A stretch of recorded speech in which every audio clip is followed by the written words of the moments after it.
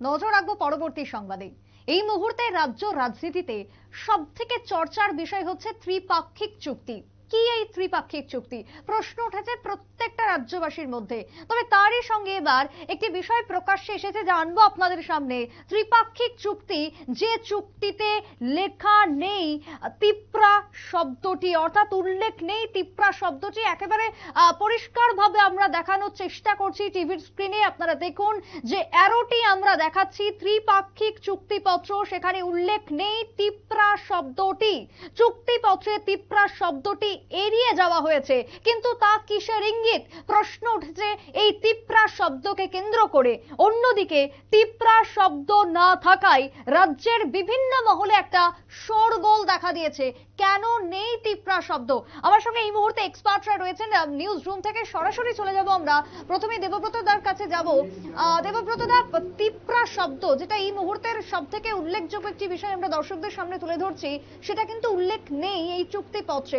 অন্যদিকে আমরা দেখেছি কি না, সাংবিধানিক সমাধানের জন্যই এত কিছু, অনশন বলো বা দিল্লিতে যাওয়া বলো, কিন্তু সেখান থেকে ফিরে আসার পর আমরা কি বক্তব্য শুনছি যে রাজ্যবাসীর উন্নয়নের স্বার্থে এই চুক্তি। কোথাও কি একটা হিসেবের গরমিল? কি মনে হয়? দেখো, এই হিসেব আগেও বলেছি, এই হিসেব রাজনৈতিক হিসেব, এই হিসেব আসলে ভোটের হিসেব। এই হিসেব নিয়ে যখন সর্বত্র চুলচেরা বিশ্লেষণ চলছে, তখন কিন্তু একটা বিতর্ক চলে এসছে। তুমি এইমাত্র বললে ওই গত 1 ফেব্রুয়ারি দিল্লিতে কেন্দ্র, রাজ্য এবং ত্রিপুরা মথার নেতৃত্বের মধ্যে যে ত্রিপাক্ষিক চুক্তি হয়েছে, ওই ত্রিপাক্ষিক চুক্তির পত্রে কিন্তু এই ত্রিপুরা যে শব্দটি, সেই শব্দটি উল্লেখ নেই। এই নিয়ে কিন্তু গোটা রাজ্য জুড়ে, বিশেষ করে সাধারণ এবং অন্যান্য বিশেষজ্ঞ মহলে নানা বিতর্ক তৈরি হয়েছে। এই ধরনের চুক্তি কোনো কোনো ক্ষেত্রে বাতিল হয়ে যেতে পারে, অস্বীকারযোগ্য হতে পারে। সুতরাং তা নিয়ে বিশেষজ্ঞরাও যেমন একমত প্রকাশ করেছেন, তেমনি যারা সাধারণ মানুষ তারাও বলছেন এই ধরনের চুক্তি সঠিক এবং যুক্তিযুক্ততা নিয়ে কিন্তু প্রশ্ন উঠেছে। আমরা এ ব্যাপারে আরো বেশ কিছু তথ্য তোমাদের সামনে তুলে ধরব। আমাদের সঙ্গে জুড়ে গেছেন এখন আমাদের এই নিউজ ভ্যানগার্ডের এক্সিকিউটিভ এডিটর নীল বণিক। আচ্ছা নীল, এই যে এখন একটা নতুন বিতর্ক তৈরি হয়েছে, গত 1 ফেব্রুয়ারি কেন্দ্র, রাজ্য এবং 1 মার্চ কেন্দ্র, দুঃখিত 1 মার্চ কেন্দ্র, রাজ্য এবং ত্রিপুরা মথার মধ্যে যে ত্রিপাক্ষিক চুক্তি হয়েছে, সেই ত্রিপাক্ষিক চুক্তিতে নেই ত্রিপুরা শব্দটি নেই। কি বলবে? কি বিড়ম্বনা, এতে কি কোনো বিড়ম্বনা তৈরি হওয়ার সম্ভাবনা রয়েছে? দেখো, প্রথমে তোমায় বলি দেউদা, ধরলে অনেক কিছু, না ধরলে কিছুই না। তবে সাধারণত চুক্তি যে পত্র হয়, সেই চুক্তিপত্র কেন হয়? সমস্ত আইনি দিক খতিয়ে দেখে সব পক্ষের কথা সেখানে লিখে সমঝোতা করার নামই তো হচ্ছে চুক্তিপত্র। এবং সেই চুক্তিপত্র হচ্ছে একটা খসড়া, মানে তোমার সঙ্গে আমার সঙ্গে যে ডায়লগ ডেমোক্রেসিতে যেটা কথা হচ্ছে, তার হচ্ছে খসড়া। আগামী দিনে যাতে তুমি অস্বীকার করতে না পারো, সাক্ষ্য আমিও অস্বীকার করতে না পারি, সেই জায়গাতে দাঁড়িয়ে যে চুক্তিপত্রটা আমরা দেখলাম, সেই চুক্তিপত্র দেখো, প্রথমেই বলি যে বিষয়টা মনে হচ্ছিল যেন থেমে যাচ্ছিল, মানে অনশন উঠে গেছে। আজকে এখন পর্যন্ত একটা ত্রিপুরা মথার কর্মসূচি ছিল, তারা ছুটি দিয়েছে এডিসি এলাকায়, কিন্তু আগামীকাল কিন্তু নো ইস্যু অন্তত এই ব্যাপারে। কিন্তু চুক্তিপত্র যেটা কেন্দ্রীয় সরকারের অধীনে যেটা চুক্তিপত্র হয়েছে দিল্লিতে, সেই চুক্তিপত্রে যখন ভালো মতো দেখা গেল, বিশেষ করে আইনজীবীদের একটা অংশ কিন্তু বিরাট প্রশ্ন করতে শুরু করেছে যে চুক্তিপত্রে, সেই চুক্তিপত্রে তাদের যে পলিটিক্যাল দল, সেই পলিটিক্যাল দলে তাদের যে ওয়েবসাইট, সেখানে পরিষ্কার ত্রিপুরা কথাটা লেখা আছে, কিন্তু কোথাও এই ত্রিপুরা কথাটা চুক্তিপত্রে লেখা নেই। প্রথম কথা তো, প্রথম যেটা হচ্ছে, তারা যখন তাদের যে ওয়েবসাইট, নিজস্ব ওয়েবসাইট যখন আমি চেক করছিলাম, সেখানে লেখা আছে পরিষ্কার ত্রিপুরা, তাহলে ত্রিপুরা কথাটা চুক্তিতে নেই, তাহলে কেন নেই সেটা নিয়ে একটা প্রশ্ন উঠতে পারে। কারণ আমি যদি শুধু লিখি যে মোথার সঙ্গে আমার কথা হয়েছে, মোথার চুক্তি হয়েছে, এটা তো কেউ লেখে না। ইভেন তুমি যদি দেখো যে রাজ্যের যে বিরোধী দলনেতা, তার সিলপ্যাড, তার যে প্যাড, যে অফিসিয়াল যে সরকারি প্যাড, সেখানে কি লেখা থাকে? মোথা বিধায়ক লেখা থাকে? তা তো লেখা থাকে না, ত্রিপুরা মোথার বিধায়ক। এবং তার তো হচ্ছে তোমার হচ্ছে কোন কনস্টিটিউন্সি থেকে তিনি জিতে আসেন সেটা তার লেখা থাকে। তাহলে সেই জায়গাতে তার প্যাডে যদি তিপ্রা কথাটা বাদ দিয়ে দেওয়া হয়, শুধু মোথা লাগে থাকে, তাহলে সে কি সেটা আইনত ঠিক? নিশ্চয়ই না, আইনত ঠিক না। এবং এটা তো একটা দৃষ্টিকটুও লাগে। এখন প্রশ্ন হচ্ছে, দিল্লিতে যারা এই চুক্তিপত্রের দায়িত্বে, বানানোর দায়িত্বে ছিলেন, তারা কিন্তু সবাই দুধে আইপিএস, না হলে দুধে আইএস অফিসার। এবং কেন্দ্রীয় স্বরাষ্ট্রমন্ত্রকের যারা একদম উপরের পর্যায়ে থাকে, তারা একদম মানে ব্যুরোক্রেসির একদম শেষ পর্যায়ে গিয়ে, তারা সেই জীবনের শেষ পর্যায়ে গিয়ে তারা কিন্তু সেখানে সেই স্থানটা পায়। সাধারণভাবে ডিএম বা এসপিরা তারা কিন্তু স্বরাষ্ট্রমন্ত্রকে কেউ ট্রান্সফার পায় না বা সেখানে চেয়ার নিয়ে বসে না, একদম শেষ পর্যায়ে। তো সেইখানে যে এই যে দুধে আইপিএস বা দুধে আইএস যারাই দায়িত্ব ছিল, দুধে আমলাদের যে তোমার হচ্ছে চুক্তিপত্র লেখা, তারা কিন্তু চুক্তিপত্র লিখতে লিখতে অভ্যস্ত এবং তাদের মাথার চুল অর্ধেক পড়ে গেছে চুক্তিপত্র লিখতে লিখতে।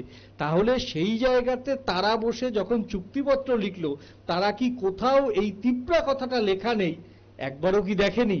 কি মনে হয়, তোমার কি মনে হয় যে এই যে লেখা না থাকা, এই তিপ্রা শব্দটি লেখা না থাকা, এটা কি কোনো ত্রুটি, না ইচ্ছে করে কোনো উদ্দেশ্য প্রণোদিত ভাবে এটি এড়িয়ে যাওয়া হয়েছে? দেখো, এখন আমাদের যেটা পারসেপশন, মিলতেও পারে নাও মিলতে পারে। আমরা তো বলে দিতে পারি না যে কেন্দ্রীয় সরকার ভুল করেছে, তাহলে তাদের মতামত লাগে। আবার আমরা বলতেও পারি না যে এটা দুধে আইপিএস আইএসরা ওরা লক্ষ্যই করেনি যখনই লিখবে। কিন্তু প্রশ্ন হচ্ছে একটা, মোথার বিধায়করা তো সেখানে ছিলেন, তারা এত বড় ভুল বা তুমি দৃষ্টিকটু, বিষয়টা ভুলও হতে পারে দৃষ্টিকটু হতে পারে, যেটা ধরবে তোমরা, তারাদের কেন চোখে পড়ল না? তারা তো সেই রাজনৈতিক দলটাকে ভালোবাসে, তারা তো রাজার পরিবারকে ভালোবাসে, হ্যাঁ, তারা তো তিপ্রা মোথাকে ভালোবাসে। তাদের চোখে এই ভুলটা কেন বা এই মিস্টেকটা কেন চোখে পড়ল না? এটা নিয়েই কিন্তু এ রাজ্যের আইনজীবীদের এবং আমার সঙ্গে সুপ্রিম কোর্টের বাঘা বাঘা আইনজীবীদের সঙ্গে কথা হয়েছে, তাদেরও কিন্তু প্রশ্ন, তারা কেন এই যখন চুক্তিপত্রটা হাতে আসে বা সই করার আগে, তারা তো পড়বে চুক্তিপত্রটা, তারা পড়ার আগে তারা সেই জায়গাতে কেন অবজেকশন দিল না? এই প্রশ্ন কিন্তু সুপ্রিম কোর্টের দুধে আইনজীবীদের। সংশোধনীর কথাও বলতে পারতেন, সংশোধনীর কথাও বলতে পারতেন। তাহলে হয় তারাও পড়েনি, না দেখেই তারা সইটা করে দিয়েছে, আর না হলে তাদের পলিটিক্যাল পার্টি কি লেখে আর তারা কি লেখে সেটা তারাও কোথাও একটা বুঝতে পারেনি। এবং কেন্দ্রীয় সরকারের এই যে চুক্তি, আমি তোমার একটা ছোট্ট উদাহরণ দিই। আমরা ভুলও বলছি না, আমরা মিস্টেকও বলছি না, বা আমরা বলছি না এটা দৃষ্টিকটু, মানে বা উদ্দেশ্য প্রণোদিত নয়, উদ্দেশ্য প্রণোদিত আমরা বলছি না, দৃষ্টিকটু।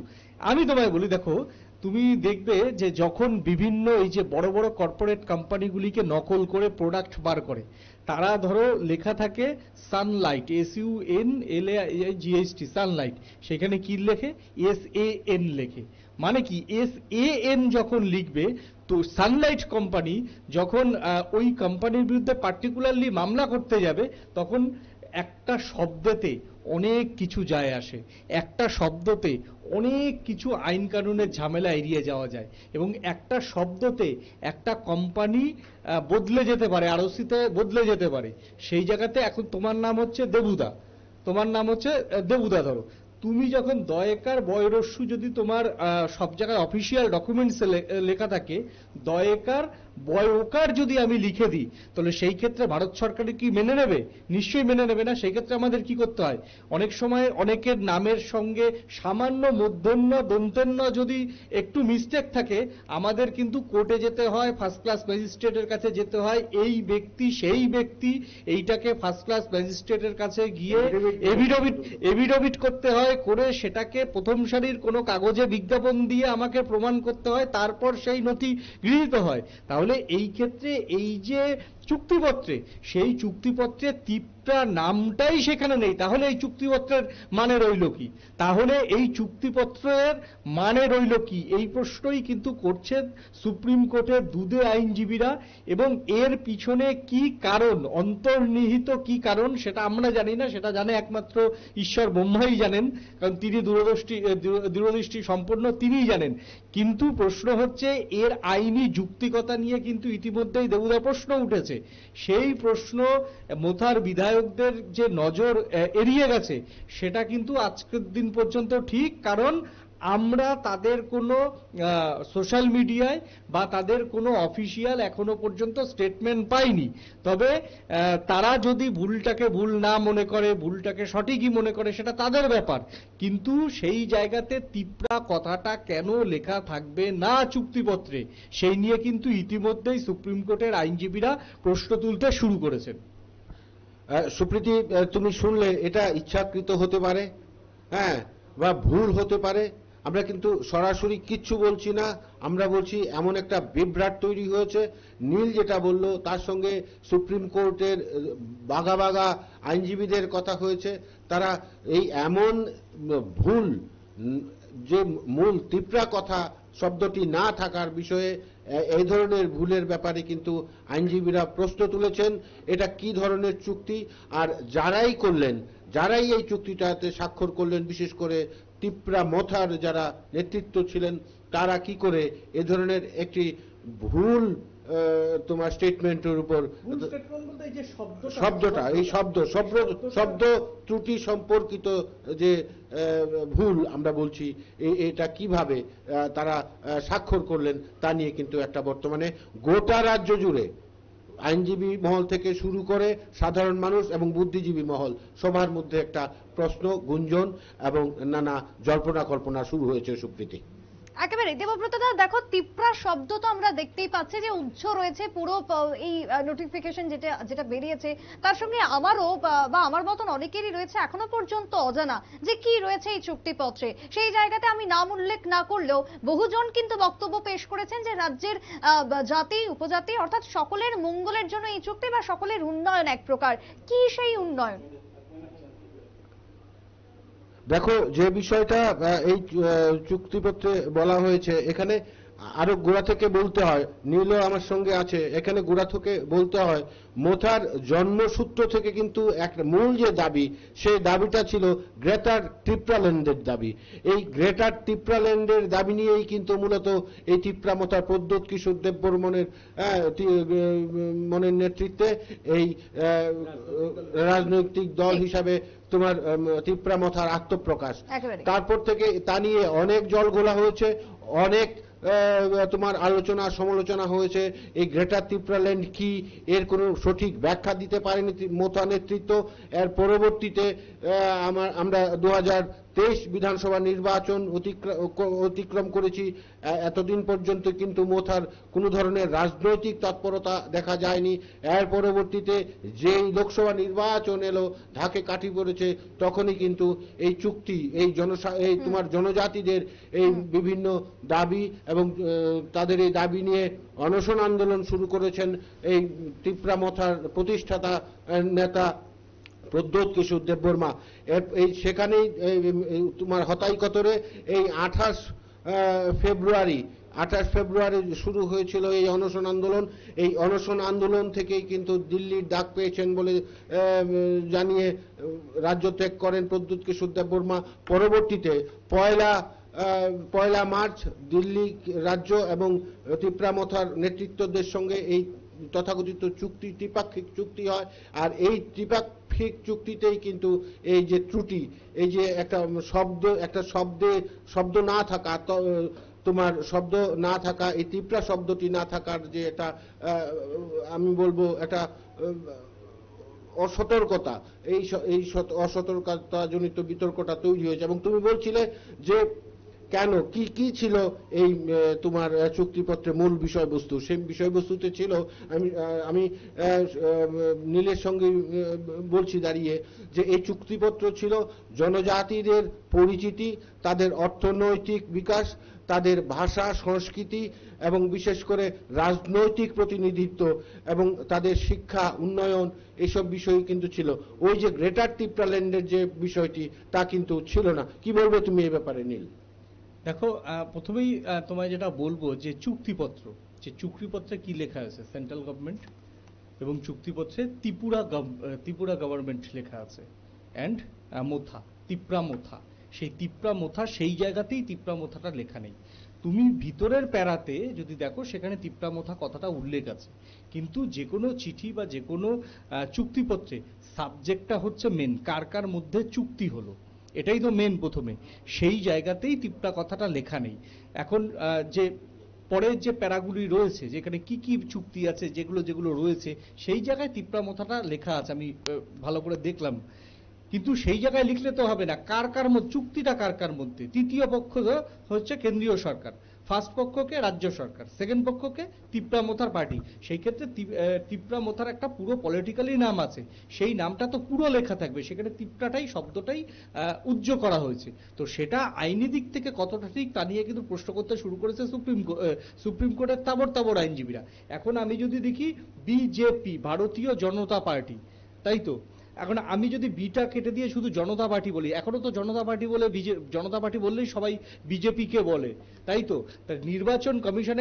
নির্বাচন যে কমিশনের দেওয়া যে নাম, সেটা কি? ভারতীয় জনতা পার্টি। আমি ভারতীয় কথাটা কি কাটতে পারি কখনো? না, মোটেও না। যদি ভারতীয় কথাটা কেটে যদি বিজেপির এমএলএ বা বিজেপির তারা যদি নমিনেশনে যে সাবমিট করতে যায়, ইলেকশন কমিশন কি সাবমিট নেবে? সেক্ষেত্রে কখনোই নেবে না। তো ঠিক এই ক্ষেত্রেও তিপ্রা কথাটা যদি, ওদের যে লোগো আছে, ওদের যে প্যাড আছে, সেখানে যদি তিপ্রা কথাটা লেখা না থাকে, তাহলে কি নির্বাচন কমিশন ওদের স্বীকৃতি দেবে? কখনোই দেবে না। এবং দ্বিতীয়ত তোমায় বলি, এই যে তাদের চুক্তিপত্রের মধ্যে তুমি যেটা বলছো, বৃহত্তর যেটা তিপ্রা ল্যান্ড, সেই তিপ্রা ল্যান্ডের কথাটা কোথাও কিন্তু লেখা নেই। যখনই কোনো চুক্তিপত্রে কথাটা লেখা নেই বা সেই কথাটা যদি উজ্জ্ব থাকে, তাহলে সেই কথাটা, সেই যে শব্দ, একটা শব্দ, মানে তিপ্রা ল্যান্ড হচ্ছে একটা শব্দ, সেই শব্দটার ব্যাপ্তি কিন্তু অনেক বড়। এবং এই যে তাদের যে মূল দাবি তিপ্রা ল্যান্ড, সেখানে যখন ত্রিপাক্ষিক চুক্তিতে লেখা হচ্ছে না, কোথাও গিয়ে কিন্তু এটা বাইপাস করা হয়ে গেল। কেন্দ্রীয় গৃহমন্ত্রী অমিত শাহ কোথাও গিয়ে কিন্তু বিষয়টাকে বাইপাস করে গেলেন, এবং তিনি যেটা সেদিন প্রেস কনফারেন্সে বলেছেন, তাদের রাজনৈতিক অধিকার, তাদের শিক্ষার অধিকার, তাদের স্বাস্থ্যের অধিকার, তাদের ডেভেলপমেন্টের অধিকার, সমস্ত বিষয়ে কেন্দ্রীয় সরকার নজর দেবে। এবং উত্তর পূর্বাঞ্চলে যে সমস্ত সংগঠন আছে, যে সমস্ত স্থানীয় স্তরের সংগঠন আছে, তাদের সবাইর সঙ্গে কেন্দ্রীয় সরকার সদ্ভাব রাখতে যায়। কোট করলে এইটুক সংক্ষেপে। তো সেই জায়গাতে দাঁড়িয়ে যে গ্রেটার তিপ্রা ল্যান্ড, সে গ্রেটার তিপ্রা ল্যান্ড যদি কোথাও মধ্যে না থাকে, তার মানে গ্রেটার তিপ্রা ল্যান্ড নিয়ে কেন্দ্রীয় সরকারের যে কোনো চিন্তাভাবনা নেই, সেটা চুক্তিতে প্রমাণিত। এবং সেটা অমিত শাহর কথা, দেখো অমিত শাহ আজকে কেন্দ্রীয় মিনিস্টার, কালকে কিন্তু না থাকবে না, এটাই স্বাভাবিক। কিন্তু যদি চুক্তিপত্রে গ্রেটার তিপ্রা ল্যান্ড থাকতো, এটা কিন্তু আগামী দিনে, যদি বিজেপি তো সবসময় ক্ষমতায় থাকবে না, আগামী দিনে যে রাজনৈতিক দল আসবে, যে স্বরাষ্ট্রমন্ত্রীর চেয়ারে বসবে, তাকে কিন্তু সেই চুক্তিটা গিয়ে দেখাতে পারতো, এই চুক্তির মধ্যে গ্রেটার তিপ্রা, এই রেফারেন্সে পরবর্তী কাজটুকু হতো। এইটা কিন্তু গিয়ে কথাটা বলতে পারবে তারা। ওপেন ডায়লগ ডেমোক্রেসিতে যখন বুঝতে পারবে তাদের ডিমান্ডটা এটা ছিল, সেই চুক্তিতে তারা বলতে পারবে। এই যে চুক্তিতে গ্রেটার তিপ্রা ল্যান্ড কথাটা, শব্দটাই নেই, তাতে কিন্তু এই যে গ্রেটার তিপ্রা ল্যান্ডের যে স্বপ্ন দেখা, সেটা কিন্তু এক প্রকার মৃত্যু ঘটলো বলেই বলা যায়। এখন আইনের দিক থেকে, এখন তোমার হাতে জনগণ আছে, তোমার হাতে বিশাল সমর্থক আছে, তুমি আবার বন্ধ করতে পারো, আবার করতে পারো, সেগুলো রাজনীতির ব্যাপার আলাদা। আর সরকারি ডকুমেন্টসের বিষয়, সরকারি আইন, সংবিধান দুটো আলাদা। রাজনীতিবিদরা ভুল করে, তাদের যে মূলত এজেন্ডা, সেইটা তারা সবসময় চায় যে সেটা সাংবিধানিকভাবে প্রয়োগ করতে, কিন্তু সেটা কখনো না সবসময় হয় না। কার্যত বিষয়টাকে বুঝতে হতো প্রদ্যুৎ কিশোর বর্মনকে, সেই জায়গাটাতে হয়তো তিনিও বুঝতে পেরেছেন যে এটা কখনোই সম্ভব না। অর্থাৎ এইটা যদি লেখা থাকে তাহলে ঠিক আছে, আমি একটু যাচ্ছি সুপ্রীতির কাছে। হ্যাঁ, বলো সুপ্রীতি।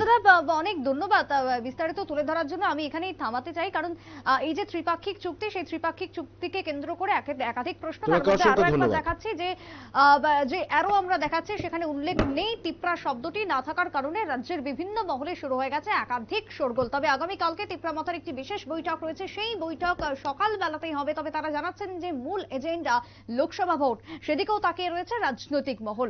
ছোট্ট একটা বিরতি নিচ্ছি, ফিরে আসছি বিরতির পর, সঙ্গে থাকুন।